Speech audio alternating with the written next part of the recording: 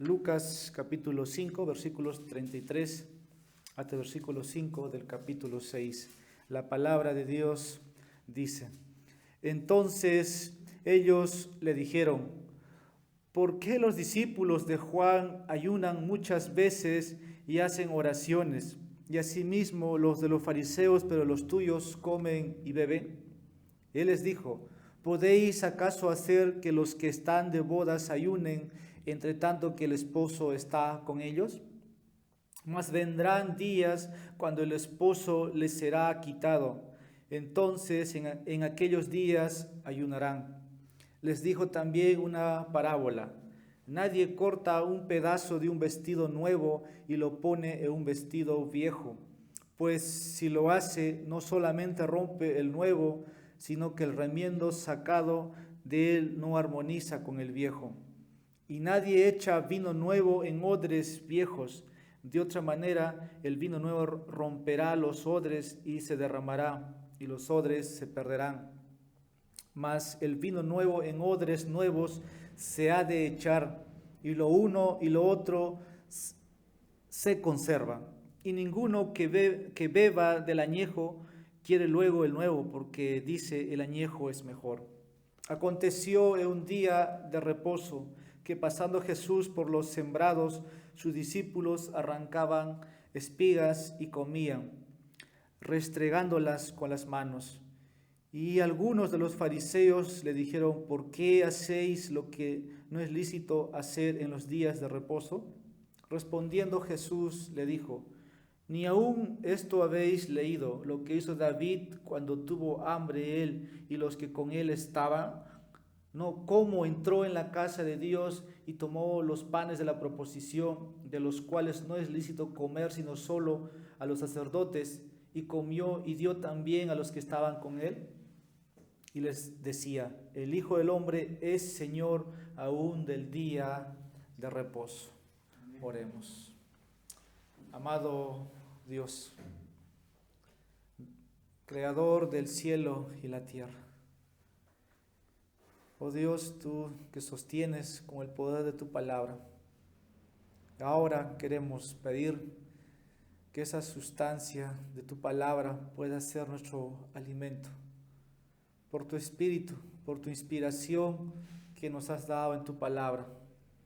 Así como un día nuestro maestro, nuestro rabí enseñaba, rogamos ahora que nos abras el entendimiento, el corazón, que podamos sentir lo que tu palabra dice en nuestros corazones, con afectos reales, recibiéndolo con mansedumbre. Gracias te damos, oh Dios, esto oramos en Cristo Jesús. Amén. Continuando con la serie del Evangelio de Lucas, esta vez nos ubicamos en el capítulo 5, ya en la parte final, y el título para esta noche es Evitando el ascetismo y legalismo por el Evangelio. Ese es el título, Evitando el ascetismo y legalismo por el Evangelio. Los puritanos tenían como propósito muy claro, no sé si ustedes han oído, pero a glorificar a Dios y disfrutar de Él para siempre. Esto era algo que en ellos caracterizaba. Ellos no se amedrentaban en su vida, solo lo veían todo para que Dios pueda ser glorificado. En otras palabras, disfrutaban el Evangelio. No era pesado, no era carga. Entonces eso es lo que vamos a ver en esta noche, de dos grupos de hombres que están aquí o que quieren interrogar, que quieren conversar con el maestro. Y es que vamos a ver estos dos grupos, que son los ascetistas. No sé si ustedes han escuchado qué significa y qué es un legalista. El Evangelio trae liberación. Cristo nunca vino a traer un sistema o un método para podernos llevar hacia Él.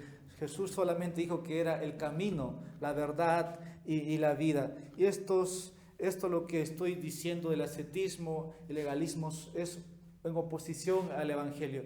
Son, en otras palabras, los que aniquilan el Evangelio. Y vamos a ver qué quiere decir, ¿no? O qué significa también, ya que en muchos grupos, en muchas iglesias puede ver señal de hombres, mujeres legalistas como ascetistas. la vida está así, ¿no? Un círculo y una iglesia hay mucho de esto. Muchas veces es la doctrina, muchas veces reglas, ¿no? Como los fariseos habían impuesto. Los ascéticos y los legalistas son también despreciables para el Evangelio. ¿Y quiénes son los ascéticos? ¿Cómo podemos entender?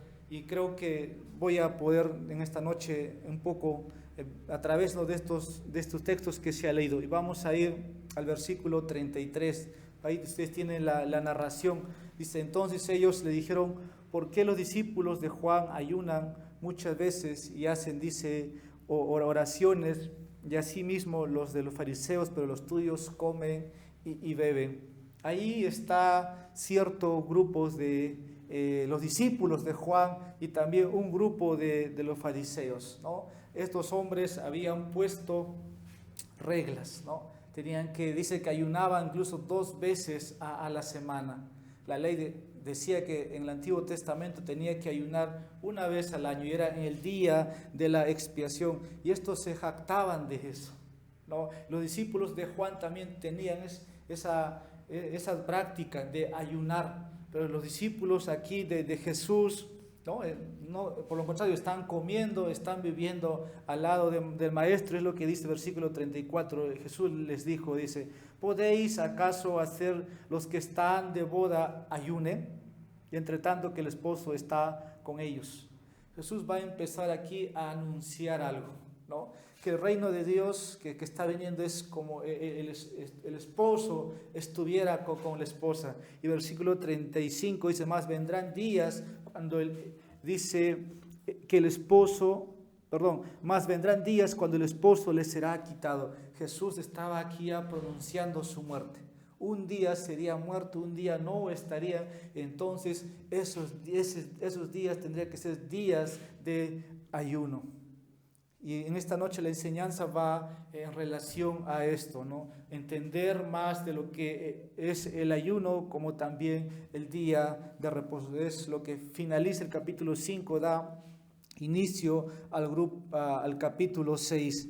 Entonces en nuestro texto podemos encontrar esto. Y yo voy a definir, leyendo lo que vamos a ir viendo, qué es ser un legalista, ¿no? O qué es una persona ascética o el ascetismo, así de manera general. Estos acontecimientos que vemos aquí están a la par. ¿Y por qué Lucas pone aquí? En los capítulos anteriores hemos visto la autoridad de Jesús va centrándose en él, ¿no? Pero siempre tiene a la tendencia de la hostilidad de los fariseos, ¿no? De los grupos de hombres que se están oponiendo. Y Lucas pone aquí en ese contexto para mostrar la supremacía de Jesús sobre el antiguo sistema, ¿no? Con eso usted puede entender lo que la ley decía, pero también para ver la hostilidad de estos hombres hacia el ministerio de Jesús que estaba desarrollando. El reino de Dios se había acercado, pero los líderes judíos no querían recibir.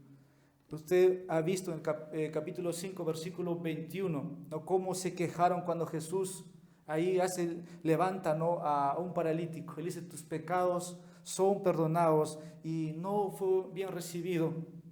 Versículo 30 del capítulo 5, también vemos ahí que la semana pasada vimos, Jesús está en la casa de Leví, ¿no?, de este recaudador de impuestos, y la multitud, estos hombres dicen, ¿qué hace, no? ¿Por qué se junta con ellos? No querían reconocer la autoridad de Jesús, pero ahora vemos de la misma manera, pero ahora sucede en un día de reposo. Ahí en el capítulo 6, versículo 1 dice, aconteció en un día de reposo, dice que pasando Jesús por los sembrados, sus discípulos arrancaban espigas y comían restregándolas con las manos. Algo que no se podía hacer en el día de reposo. Había en el Antiguo Testamento que Dios autorizaba, pero estos grupos de hombres estaban yéndose, ¿no?, a lo externo. Y Jesús aquí les va a mostrar en defensa de que estos son opositores, son hostiles al Evangelio. Todo sistema de hombre es contra el Evangelio. El Evangelio trae libertad, gozo para servir, y al final Jesús va a establecer esa autoridad que Él es Dios. Versículo 5, el Hijo del Hombre dice, es Señor aún del día de reposo. En otras palabras, Él es Dios. Él estuvo en la creación y el principio del día de reposo también fue hecho por causa del hombre. Y este es el mensaje en esta noche, ¿no? Para evitar, ¿no?, ese tipo de grupos, como son los ascetistas y los legalistas. Debiéramos enfocarnos en tener una relación personal con Cristo gozosamente. No reglas, no sistemas. Eso no es el Evangelio y no hay otro Evangelio. Eso es lo que Jesús va a mostrarnos. Pero Satanás quiere promover esa idea errónea, ¿no? Es una religión sin gozo. Usted puede preguntar a los testigos de Jehová si tienen gozo cuando oran. No tienen gozo porque no tienen el Espíritu Santo. No saben qué es gozo. Solamente son que Satanás ha levantado, ¿no?, como un sistema, ¿no?, para poder desviar a los escogidos de Dios. Aquellos que pueden un momento, ¿no?, perderse en el camino, pero sabemos que los que son de Dios no se van a perder. Un cristiano que no encuentra gozo en Dios no glorifica a Dios. No seguimos una religión, aunque la religión consiste, ¿no?, en mostrar verdaderamente lo que es un cristiano. Solo glorificamos entonces a Dios cuando encontramos verdadero gozo. Los sistemas, ¿no?, como habían puesto cuando Jesús aparece, no funcionaba. Estos hombres externamente mostraban todo y se veían como espirituales, ¿no? Aparentaban. Y Jesús los desenmascaró. Y les dijo que eran hipócritas, ¿no? Les dijo que ustedes ponían cargas que ustedes mismos no pueden llevar.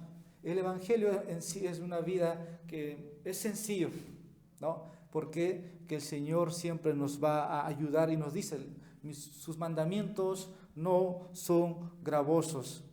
Así que el ascetismo, una vez más, y el legalismo son enemigos de las buenas nuevas o del Evangelio que Jesús vino a traer. Primer punto, el ascetismo mata la alegría del Evangelio o el gozo del Evangelio, ¿no? El ascetismo mata la alegría del Evangelio. Todo, hermanos, aquel que busca a Dios reconoce que tiene problemas con la carne, ¿no?, que tiene luchas debido a que el remanente de pecado todavía está en nosotros. Pero todos nos sentimos muchas veces atraídos por muchos placeres que la Biblia también prohíbe. Y vamos a ver qué dice la persona ascética o el asceta. Se domina ascetismo o ascética de esta manera. Lo voy a leer, esto lo busqué en un diccionario. Dice: a la doctrina filosófica y religiosa que busca purificar el espíritu por medio de la negación de los placeres materiales o abstinencia, al conjunto de procedimientos y conductas de doctrina moral que se basa en la oposición sistemática al cumplimiento de necesidades de diversas índoles. Dice que dependerá en mayor o menor medida de grado de orientación de que se trate. Ahorita vamos a ver en la vida más o menos de Juan el Bautista. Dice que no comía ni bebía y le decían: demonio tienes. Es alguien que no era como nosotros, ¿no? Juan, ¿dónde estaba predicando? En el desierto, ¿no? Alguien que buscaba purificación separadamente, fuera, ¿no? Entonces, eso es lo que es una persona, ¿no?, ascética, que busca una purificación de su espíritu, como dice, apartándose, poniendo reglas, ¿no? Nosotros sabemos, tenemos inclinación al pecado. Y muchos se han levantado en años, en estos tiempos, a hablar del perfeccionismo, que el hombre puede llegar a ser perfecto. Sabemos que no, sabemos que eso es falso. Y acá tengo otra definición. El ascetismo es el intento de conquistar esas pasiones pecaminosas mediante la negación de eso. Como decía una vez, apuntamos de que ya no podemos pecar. Por ejemplo, un ejemplo, alguien que se abstiene de los alimentos, ¿no? Como es el ayuno o el celibato, la que es la abstención de matrimonio o de relaciones maritales, la renuncia a la pobreza o a la acumulación, ¿no?, de los bienes de este mundo. Una persona ascética es alguien, ¿no?, que dice, si Jesús viene, ¿para qué voy a acumular? ¿No? Tengo que ayunar harto, tienes que ayunar. Y hoy día hay iglesias que enfatizan tanto, ¿no?, el ayuno y la oración, pero la palabra es descuidada. El ayuno no es establecido, no es una orden en el Nuevo Testamento, pero sí la Biblia nos dice cuándo debemos ayunar. ¿Qué más podemos decir? El ascetismo entonces difiere, ¿no?, muy diferente de lo que Jesús dijo, que todos los que le van a seguir van a tener que un momento negarse. Jesús dijo, ¿no?, todo aquel que quiera ser mi discípulo, dijo Jesús, dice, ¿no?, va a tener que dejar muchas cosas. Pero la persona ascética lo ve de otra manera, un sistema, ¿no?, poniéndolo por así. Y Juan el Bautista, creo que como dije un momento, tenía un estilo de algo así, de una vida ascética. Él, por ejemplo, permaneció soltero. Si él formara su grupo, ¿no?, todos serían como Juan, solteros, no comen. Él comía, me dice, miel de abeja, miel silvestre, comía otra cosa que no comía los demás. Hay iglesias o sectas, no iglesias, hoy que he visto, tienen esas cosas. Comen, por ejemplo, cosas vegetales, alfa y omega, entre otros. Pero Juan, por ejemplo, tenía una dieta, ¿no? Hay libros evangélicos, por ejemplo, recuerdo de este autor Rick Warren, ¿no?, el ayuno de Daniel, ¿no? Y muchos evangélicos están metiendo a la iglesia, y eso no es bíblico. Eso es algo ascético para poder ilustrarlo. Juan así vivía, pero los fariseos se oponían a Juan. ¿Por qué? Juan les denunciaba su hipocresía. Juan tenía un llamado muy especial y era temporal lo que estaba haciendo. Él tampoco toda su vida, y yo creo que iba a vivir así, pero Dios lo llamó desde, ¿no?, el desierto para predicar el evangelio y decir que el reino de Dios se había acercado. Y la práctica de los discípulos de Juan también era el ayuno. Así que esta vez los discípulos de Juan trataron, ¿no?, de usar esto para preguntar a Jesús. Nosotros ayunamos, los fariseos ayunan, ¿y por qué los discípulos, tus discípulos, maestro, pareciera que están en fiesta, no ayunan? Y Jesús le dice, están en fiesta, están en bodas, el esposo está aquí, pero cuando el esposo será quitado, dice, recién ayunarán. La ley de Moisés prescribía esto muy claramente, un ayuno por año, y era el día de la expiación, aunque la costumbre judía después practicó 4 ayunos anuales. Pero los fariseos más estrictos ayunaban 2 veces a la semana, lunes y jueves. En Lucas 18 se ve ahí un fariseo, ¿no? Dice, yo ayuno, yo doy de mis diezmos, de la menta, y sí, pero la ley de Moisés. Y al final Jesús va a poner su autoridad, que Él es Dios, Él está sobre todo. Pero todavía no lo recibían este grupo de hombres. Entonces se podía decir que el fariseo cuando ayunaba, sucedía, ¿no?, que solamente era para mostrar que ayuna, que hay espiritualidad en ellos. Y Jesús los reprende, porque ellos querían impresionar, ¿no? El ayuno que es bíblico, la Biblia muestra, dice que es en secreto, ¿no? Que es en secreto, igual cuando tú das tu ofrenda, hazlo en secreto, y cuando ores, dice, cierra en tu aposento. Vamos a leer cómo Jesús, ¿no?, en el Sermón del Monte va a atacar, se puede decir, a los fariseos. Mateo capítulo 6, versículos 16 al 18. Mateo capítulo 6. Cuando ayunéis, dice, no seáis austeros como los hipócritas, porque ellos demudan sus rostros para mostrar a los hombres que ayunan. De cierto os digo que ya tienen su recompensa. Pero tú, cuando ayunes, unge tu cabeza y lava tu rostro para no mostrar a los hombres que ayunas, sino a tu Padre que está en secreto. Y tu Padre que ve en lo secreto te recompensará en público. Así que el ayuno proviene del corazón, ¿no? Como un medio para poder entregarme, para poder buscar a Dios. Pero ¿qué es lo que había hecho el fariseo? Simplemente dice que ellos demudaban su rostro, ¿no? Su semblante, con tal de impresionar, tal vez con caras tristes, como cansados, como no hubieran comido todo el día. Y dicen, con eso quieren impresionar, ganar un crédito o favor a Dios. Y Jesús le está diciendo, ustedes son hipócritas, son austeros, les dice aquí. El ayuno que proviene, como dije, tiene que ser del corazón, para dedicar un tiempo a estar a solas con Dios, buscarlo en oración, por ejemplo, puede ser muy gratificante. Pero en todo esto, algo que tenemos que ver es la motivación. ¿Cuál es el propósito o la motivación del ayuno? Usted no va a decir, yo voy a ayunar para bajar de peso, ¿no? Eso no es un ayuno bíblico. Otra simplemente sería abstinencia, tal vez por tu salud, pero no es un ayuno.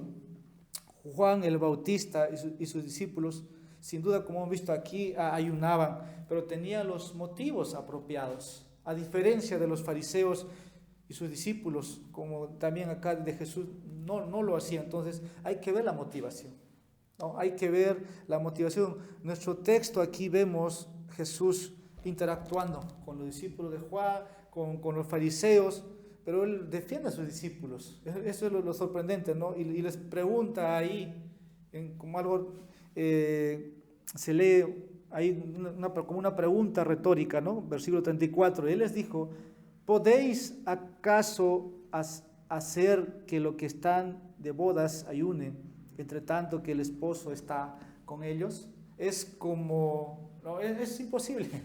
Cuando hay fiesta, ¿no? En Israel, cuando era una boda, las bodas, los matrimonios que se daban, no era un solo día, eran días, hasta semanas, y todo se separaba, era algo como algo festivo, religioso.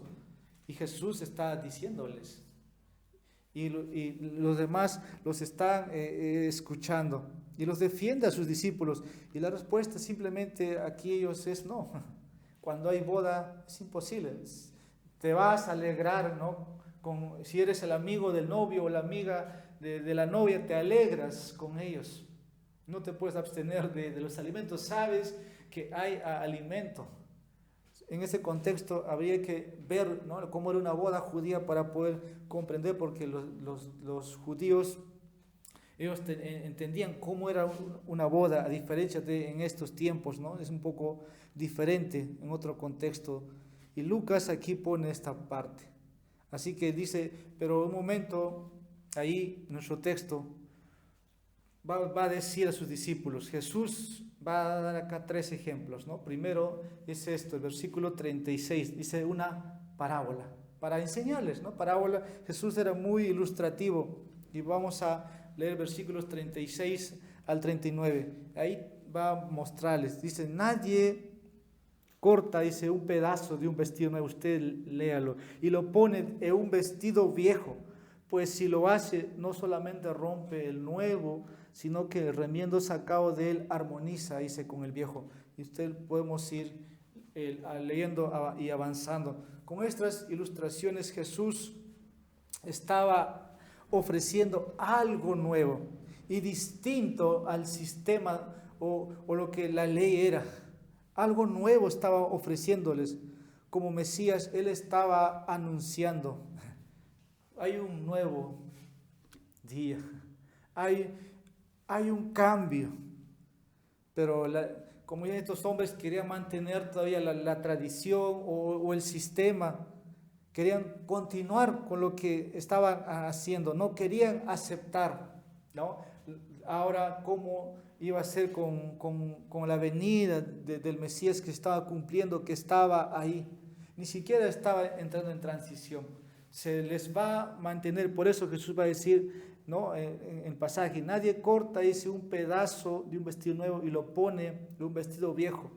Pues si lo hace, no solamente rompe el nuevo, sino que remiendo sacado de la armoniza con el viejo. Y dice, y nadie echa vino nuevo.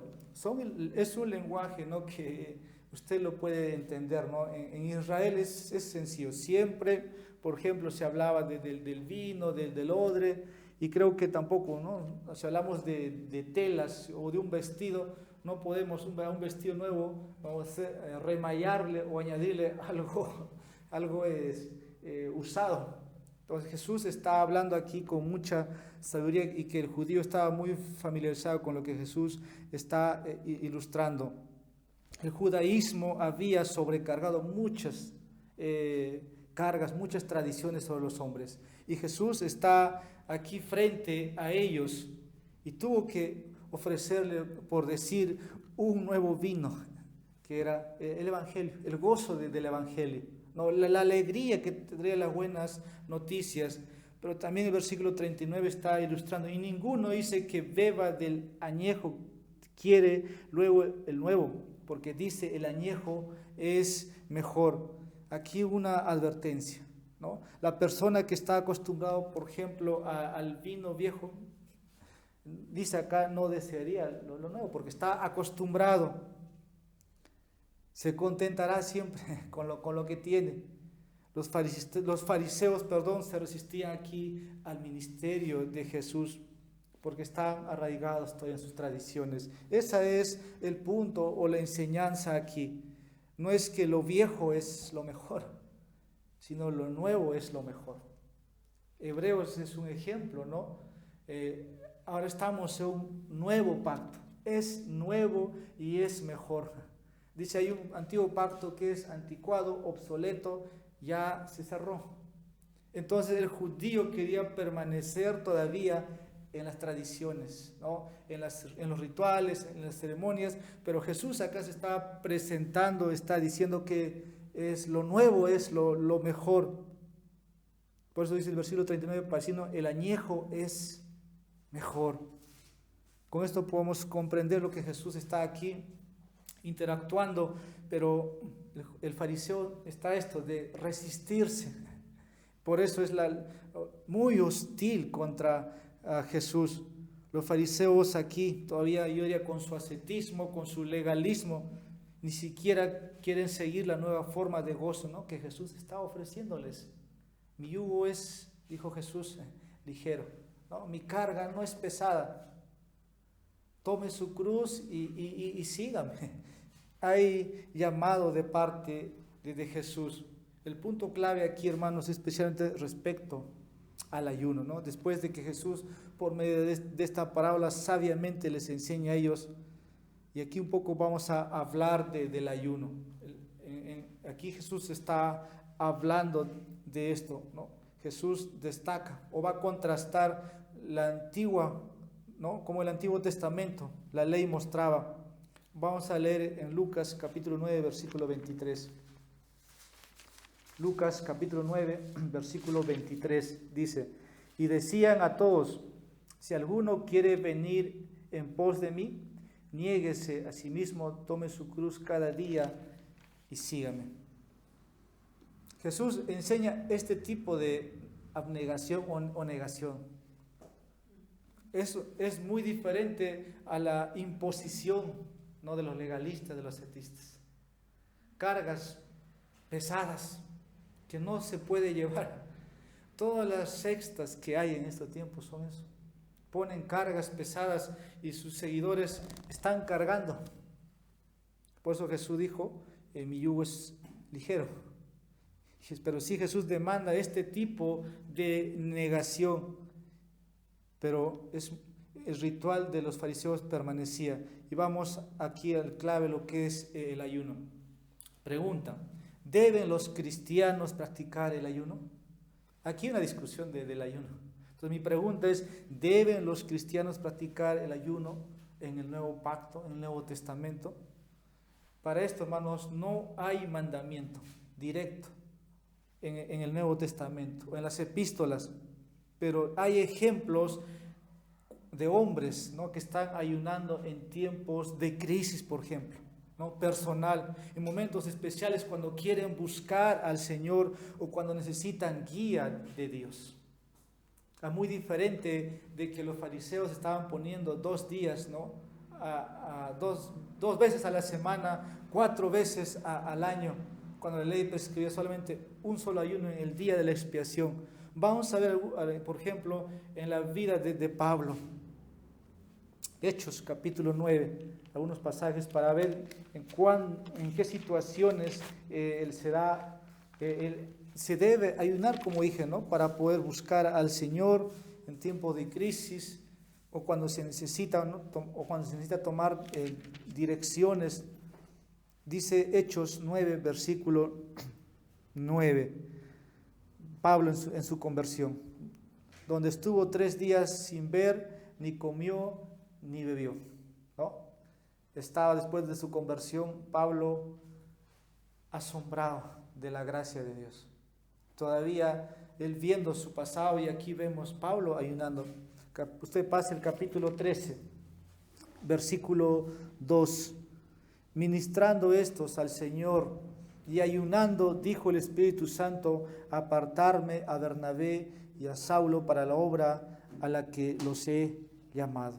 ¿No? Ahí, para ser enviados, para que Pablo vaya a las misiones, había un grupo de creyentes, estaban orando, pero también estaban ayunando, no solo se enseñaban, y aquí creo que estaban como 1 año entre ellos, pero en un momento el Espíritu Santo aparta al ministerio, ¿no?, para el apóstol Pablo. Versículo 3, entonces dice: habiendo ayunado y orado, le impusieron las manos y los despidieron. ¿En qué momento ayunaron? No estaban impuestos todos los días a orar, hermanos, solamente, ¿no?, para algo muy, muy especial que ellos estaban practicando. Capítulo 14, versículo 23, y constituyeron, dice, ancianos en cada iglesia, y habiendo orado con ayunos, lo encomendaron al Señor en quien habían creído. ¿Deben los cristianos practicar el ayuno? En el Nuevo Testamento encontramos esto, entonces. No es un mandato directo ayunar, pero sí las epístolas, ¿no?, muestran en qué situaciones el ayuno es útil. Véalo así. Es útil, por ejemplo, cuando usted se quiere arrepentir del pecado. Tal vez hay pecados que lidia mucho, ayuno, ¿no? O tal vez cuando se ha alejado del Señor y quiere consagrarse, a ayuno, porque quiere acercarse de nuevo. El ayuno también puede expresarse en tiempos de duelo, para buscar aquel Dios que te puede consolar. Entonces, también para buscar protección, para buscar liberación. Aquí lo que hemos leído en Hechos más tiene que ver con la obra de Dios, ¿no?, de aquellos que son llamados al ministerio, porque oraban, ayunaban, se ministraban, y dice, ¿no?, el Espíritu les separaba, o los hombres oraban, imponían las manos y se iban, ¿no?, a la obra del ministerio. También en esos casos hay que practicarlo para ministrar, ¿no?, así en la iglesia. Por ejemplo, el ayuno puede ser para vencer la tentación. Por eso el ayuno te puede ser útil. No estoy diciendo que es una regla tal día, tantas horas. Puede ser el ayuno para expresar tu amor, devoción a Dios. Esto es lo que encontramos, o respondemos a la pregunta si los cristianos deben ayunar. El ayuno no se nos manda, hermanos, pero se nos recomienda como un medio para buscar a Dios. Así que no puede desechar. ¿Por qué? Jesús lo puso, ¿no? Hay que ayunar. Estaban ayunando, pero hay una manera correcta, la motivación. Esa es la diferencia con lo que hemos visto con estos 2 grupos, ¿no?, los ascetistas y los legalistas ahí. También, como dije, el Señor nos pide ayunar por razones que acabo de decirlo, pero siempre necesitamos estar en guardia contra el orgullo y la carne. El fariseo, este grupo de los ascetistas tenían eso, orgullo, Entonces tenemos que estar en guardia, ¿no? Ellos, ¿qué dicen, no? Remudaban su rostro para decir que están ayunando. No es, no, en secreto, hermano. Si usted quiere ayunar en el día del Señor, ayune, no esté diciendo a todos, no, estoy ayunando. Usted va a asombrar que es muy espiritual y probablemente lo vamos a creer. Solamente es para mover su carne, el orgullo, promoviendo eso. Y eso estaban haciendo los fariseos, estaban impresionando con su ritual exterior. Y eso alimentaba su orgullo. Y eso es lo que tal vez para sus notas, en Isaías 58 se ve 1 al 12. El pueblo dice, nosotros ayunamos, pero tú, Dios, ¿no lo ves? Y Dios dice, ¿cuál es el ayuno que yo he dicho, yo he establecido? No es el amor, no es la justicia, no es la misericordia. Entonces hay una queja y una respuesta en Isaías 58, 1 al 12. Tenemos que ser entonces muy cuidadosos. Y el ayuno puede convertirse en ascetismo, que mata al final el gozo del Evangelio. Si ayunamos, debemos hacerlo para el Señor, no para impresionar a otros. Segundo, el legalismo mata el gozo del Evangelio. No, primero hemos visto el ascetismo. Ahora vamos a ver, el legalismo mata el gozo del Evangelio. Si Cristo verdaderamente hace libre al hombre, cuando hablamos de libertad, tiene que ver alegría, tiene que ver gozo. Y aquí Lucas presenta esta confrontación a los fariseos, con los discípulos de Jesús, ahí en versículo 1 del capítulo 6, sobre la cosecha, y vamos a leerlo, ¿no? Ellos, ahí versículo 1 dice, aconteció en un día de reposo, que pasando Jesús por los sembrados, sus discípulos arrancaban espigas y comían restregándolas con las manos. Y algunos, dice, de los fariseos le dijeron, ¿por qué hacéis lo que no es lícito hacer en los días de reposo? Aquí están los fariseos con sus reglas, ¿no? Está ahí queriendo mostrarles que ellos tienen el mandato de cómo debe guardarse, de cómo debiera todo esto, hacerlo como ellos habían dicho. Y Jesús va otra vez aquí enseñarles. Respondiendo Jesús le dijo, ¿ni aún esto habéis leído? Los fariseos eran doctos, ¿se acuerdan? Conocían la historia, la ley. Dice, lo que hizo David cuando tuvo hambre, él y los que con él no estaban. Cómo entró en la casa de Dios y tomó los panes de la proposición, de los cuales no es lícito comer, sino solo a los sacerdotes, y comió y dio también a los que estaban con él. La ley de Moisés, hermanos, permitía, por ejemplo, recoger el grano del trigo mientras caminaba. Y esto era más que Dios había dado para los pobres, ¿no? Para que en Israel no hubiera pobres.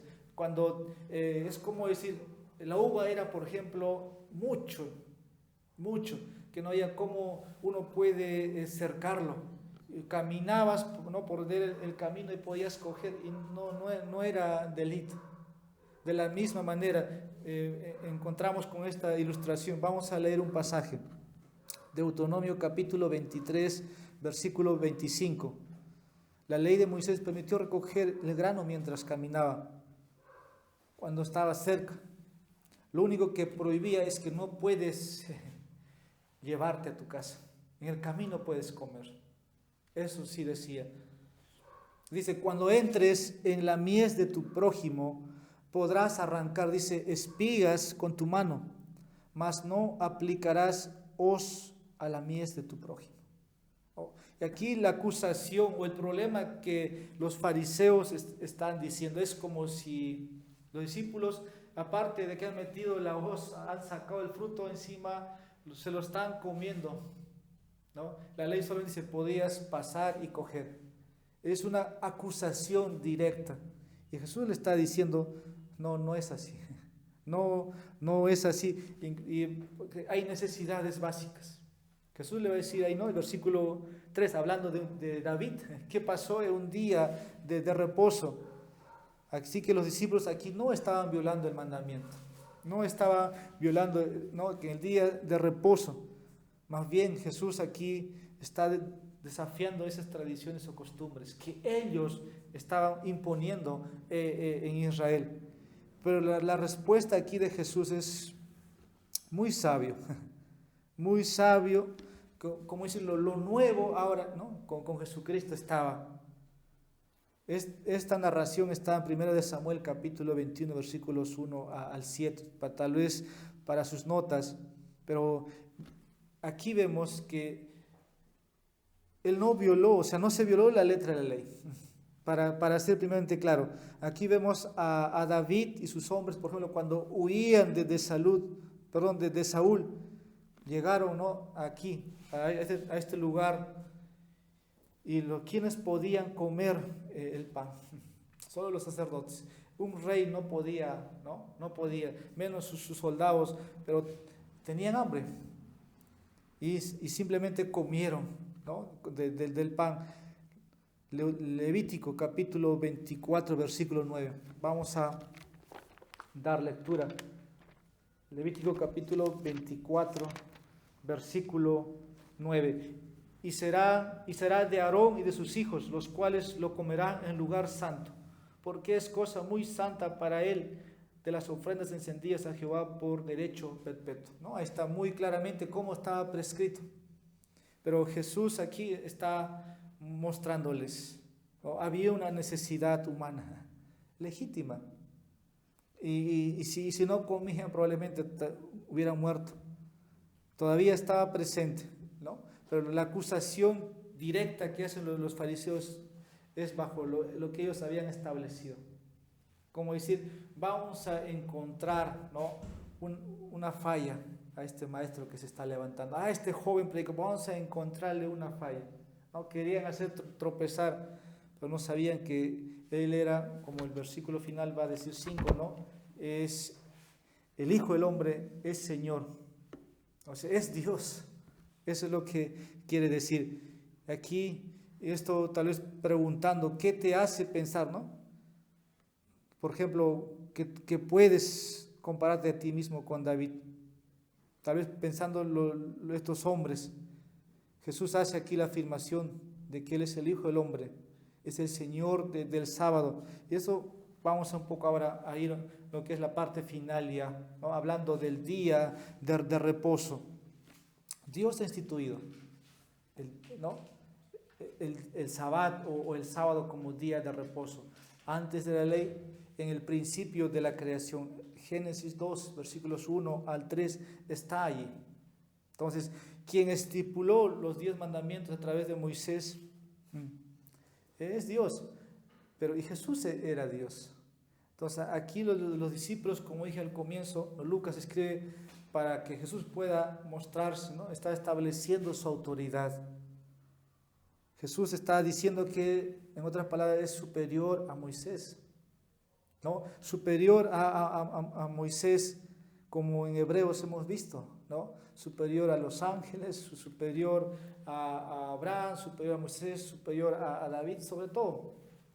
Aquí una vez más se ve que Él es superior, pero también es el que dio, ¿no?, el mandato, originó el mandamiento de guardar un día, ¿no?, de reposo.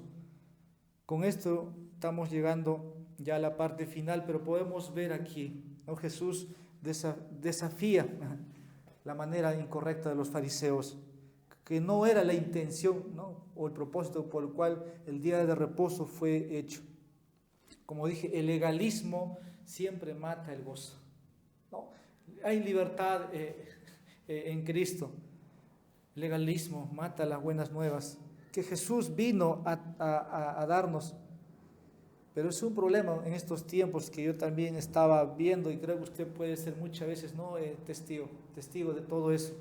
Y vamos a algunas cosas aquí de decir en cuanto a esto. Por ejemplo, en primer lugar, la obediencia a los mandamientos de Dios no es legalismo. Hay que obedecer lo que está escrito. Jesús enfatizó mucho, por ejemplo, la obediencia a la palabra de Dios. Y la Biblia está lleno de mandamientos ordenanzas, preceptos, mandatos y reglas. El obedecer no es el ser legalista. Estar bajo la gracia, ¿no? Tampoco significa que no debemos, que debemos dejar de obedecer. No, está bien que Dios ya nos salvó, nos ha dado de su gracia, ahora bueno, si quiero algo lo cumplo, si quiero no, tampoco. Está vigente. Entonces, no nos pueden acusar ni te pueden acusar. Segundo, ahí también tenemos que mantener las reglas, ¿no?, que están ahí puestas en la Biblia, que Dios los ha ordenado de manera positiva para nuestro bien. Y mantenerlos, eso no es legalismo, no lo es. Necesitamos, por ejemplo, algunas cosas para que la iglesia funcione. No se nos dice, por ejemplo, cómo es el orden de culto, cómo es, ¿no?, que hay que primero cantar, hay que orar, solamente se predica, no hay un orden, ¿no? Hay cosas que necesitamos para como iglesia funcionar y tenemos que guiarnos siempre, ¿no?, de principios y prácticas que podemos encontrar en la Biblia y también con nuestros hermanos, ¿no?, a través de la historia. Entonces, estas reglas están ahí, son importantes, son los mandamientos que están sacados de la Escritura y hay que mantenerlos, ¿no? Y eso tampoco es legalismo. Entonces, ¿qué es legalismo? Ya estoy finalizando, respondiendo de esta parte que el legalismo mata, ¿no?, el gozo del Evangelio. El legalismo, hermanos, en esencia es esto: es una actitud de orgullo en la que uno, ¿no?, quiere agradar o mantener normas externas y condenar a quienes no lo guardan. Por lo general, un legalista siempre va a pensar de acuerdo a sus reglas, ¿no?, que ha impuesto. Sus mandamientos son diferentes al mandato de Dios. Dios, por ejemplo, dice que debemos amar con todo nuestro corazón, ¿no?, a Dios, a nuestro prójimo. El fariseo o el legalista todo lo ve exterior, ¿no? Todo lo que celebra o se goza es exterior, es externo. Y no puede mantener tampoco, ¿no?, el otro, de amar a Dios. Por ejemplo, el legalista juzga la espiritualidad conforme a sus reglas. Y una pregunta aquí: ¿guardan ustedes el sábado como lo hemos definido? Sé que por ahí hay una sexta que guardan el sábado. Y muchos dicen que son hermanos, pero ellos todavía se mantienen en esta tradición. Hay un día de reposo, ¿no? Solamente hay un cambio de día. Y con eso voy a finalizar dando respuestas ahora. ¿Qué ha pasado con el día de reposo? El principio está en Génesis 2. Hay un día, dice: 6 días trabajarás, ¿no?, y el 7º descansarás. El día de descanso, dice, fue hecho por causa del hombre, no por causa de Dios. Dios nunca descansa, pero en la creación reposó porque ya era el cúspide de su creación, y ya todo estaba hecho. Entonces aquí vamos a ver, ¿no?, vamos a responder. Isaías, por ejemplo, ve, ¿no?, el capítulo 1, versículos 11 al 14, cómo estaba el corazón del pueblo de Israel, cómo juzgaba a ellos, ¿no?, cómo veían, cómo estaban en sus reglas. Cuando, hermanos, el corazón está podrido, cuando hay pecado, cuando hay lujuria, cuando hay codicia, no importa si guardas el sábado. Eso había en el pueblo de Israel. Y igual en Isaías se ve: el pueblo, nosotros ayunamos, y si tú no ves Dios, pero el corazón es lo que Dios ve. Vamos a preguntarnos aquí en relación al día de reposo para finalizar. Voy a dar algunas preguntas. ¿Qué pasa con este asunto, ¿no?, del día sábado? ¿Es domingo el sábado cristiano? ¿Es necesario observarlo como observaron los judíos el sábado? Si no, se aplica tal vez de alguna manera ahora a nosotros. Vamos a ver, después de todo, recuerden, es uno de los 10 mandamientos y aplica a nosotros. Uno dice, ¿no?, una vez yo creo que sí prediqué, pero algo dije y recuerdo ahora. Hay iglesias en Estados Unidos, por ejemplo, dice, el día que guardan ellos es el viernes. Hay otros que guardan el sábado y hay otros que guardan como nosotros los domingos. Pero ellos ya se han ido acomodando a su cultura, como decir, el viernes es un buen día para reunirnos y que sea el día del Señor. No digo que no es bíblico, están apartando un día, con tal que trabajes 6 días y tengas un día. Pero también está esto, ¿no? En el Nuevo Testamento hay un cambio. El Señor ha resucitado el día domingo y las iglesias, ¿no?, en el primer siglo se reunían en el día del Señor, dicen el primer día de la semana y era domingo. Se puede ver en Hechos, en Corinto, en Apocalipsis. Y el principio sigue desde el comienzo, ¿no? Ahora, por ahí alguien va a decir, ¿y qué pasó con el sábado? ¿Qué pasa con este sábado? ¿Acaso el domingo para nosotros se convierte el sábado? Hay que guardarlo como guardan los judíos el día de reposo. Guardar el día de reposo en tiempo de Israel, hermanos, era diferente. Si tú no cumplías como debe ser, era muerte. Entonces no podemos cumplir, o sea, obedecerlo tal como el judío lo hacía. Pero se aplica, ¿no? Jesús está hablando aquí. Jesús está hablando del día de reposo. El principio aquí es, hermanos, establecer un día de los 7. ¿Para qué? Para adorar a Dios, para que el pueblo de Dios pueda descansar.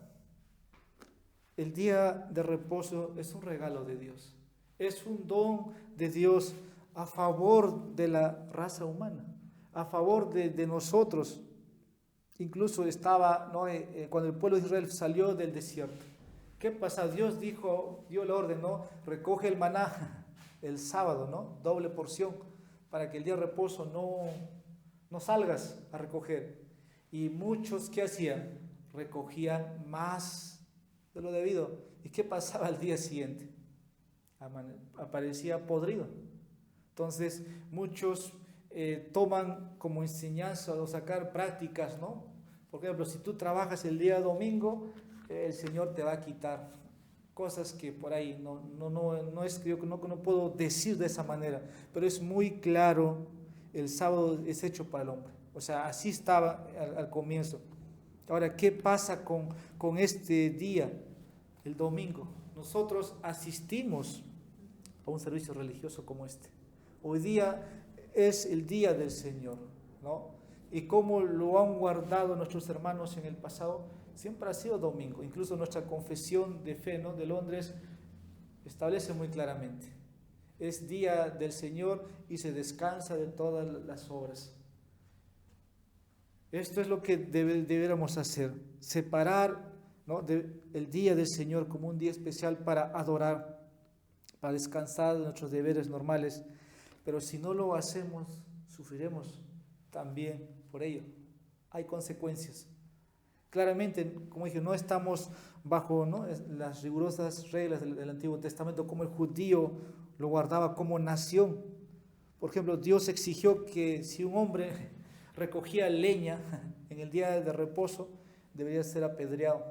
Números capítulo 15, ustedes pueden ahí leer versículos 32 en adelante.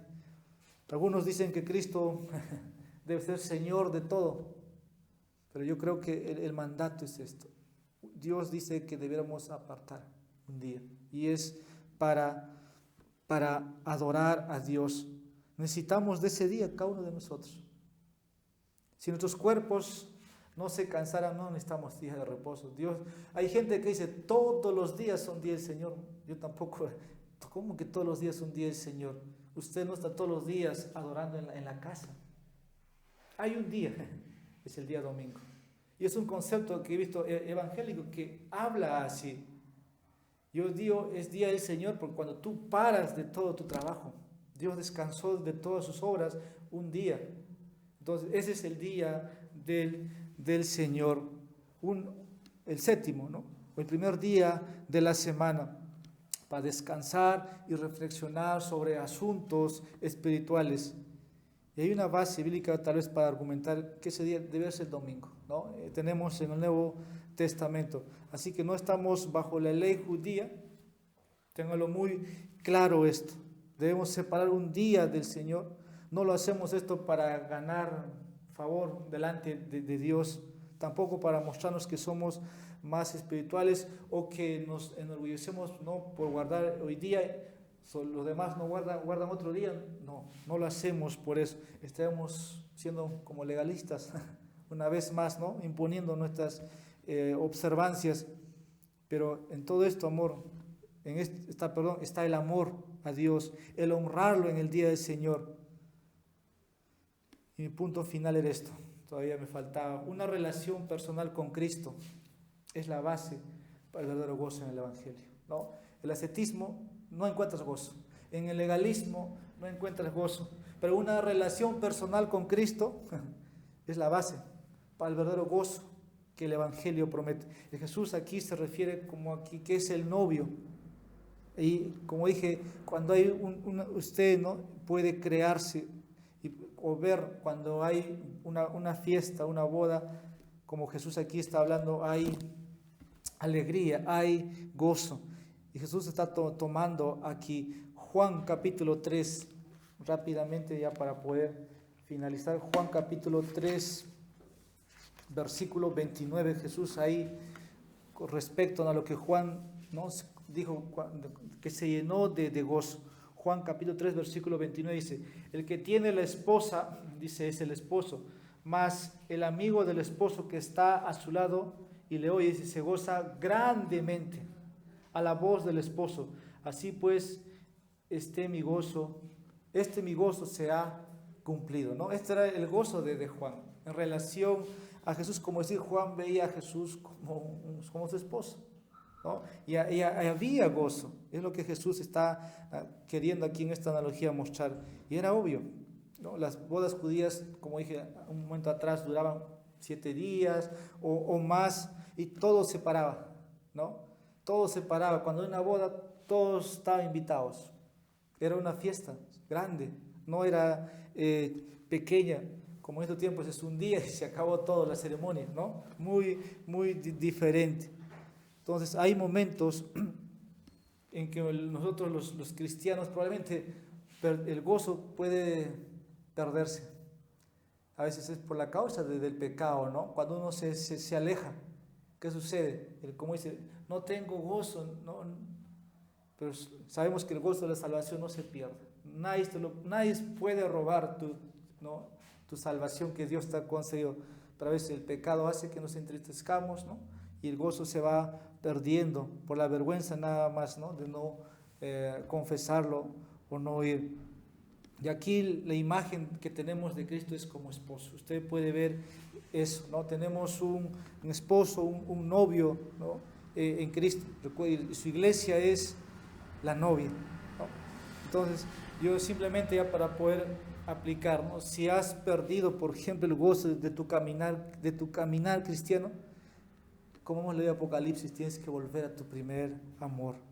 No es reglas, no es sistemas, no encaminar en la vida cristiana. Todo lo que haces, hermanos, tiene que ser con gozo, ¿no? Si vas a servir en algo o a hacer con gozo, no lo hagas porque te lo dicen.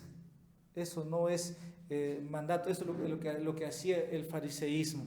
No puedes comprometerte de esa manera. Y en la práctica, tiene que verse esto, ¿no? Que Dios nos pueda hacer entender más. El gozo del Evangelio produce esto, ¿no? Un servicio en libertad.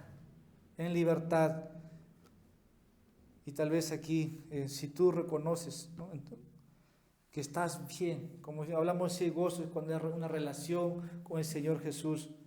Y si no hay gozo, nada más hay que arrepentirnos y volver.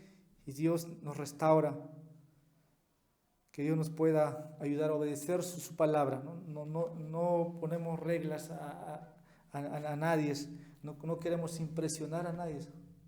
El Evangelio es sencillo, como dije, es poder de Dios, va transformando vidas, ¿no? El Evangelio no es legalismo, no se trata de eso, ni otro tipo de sistema. Él es, al final, Dios es la fuente de todo nuestro gozo y de todo lo que hacemos. Es como el combustible que necesitamos para poder perseverar hasta el final. Vamos a orar y dar gracias por su palabra. Nuestro Padre, queremos dar gracias en esta tarde, en este día, oh Dios, por permitirnos acercarnos a tu palabra. Gracias, oh Dios, por mostrarnos más respecto al ayuno, que quieres que tu pueblo pueda, Señor, celebrarlo. Tu palabra nos dice cómo debe ser respecto, Señor, al día de reposo, al día de adoración que tú has apartado para nosotros. Permítenos bíblicamente, Señor, como iglesia, obedecerlo. Y te pedimos perdón, Señor, cuando hemos buscado, Señor, por nosotros mismos ponernos, Señor, cargas o reglas o sistemas cuando tú nos dices cómo debiera guardarse el día del Señor. Gracias, Señor, por esta porción. Oramos esto en Cristo Jesús. Amén.